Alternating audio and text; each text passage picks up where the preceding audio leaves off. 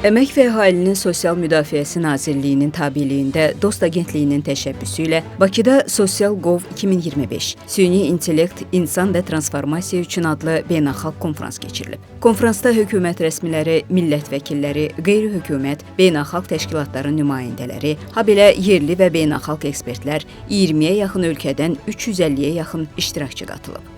Tədbiri giriş sözü ilə açan Əmək və Əhalinin Sosial Müdafiəsi Naziri Anar Əliyev bildirib ki, bu konfrans eyni zamanda Dost Agentliyinin yeni Sosial.gov brendinin ilk dəfə təqdim olunması ilə sosial idarəetmədə innovasiyaların və düşüncə tərzinin yeni mərhələsinin başlanğıcını ifadə edir.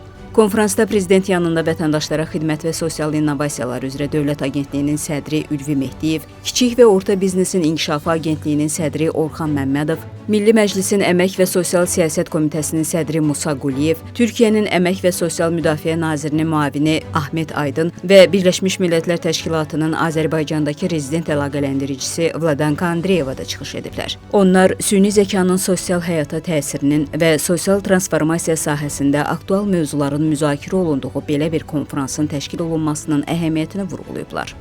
Daha sonra tədbir panel müzakirələri ilə davam edib.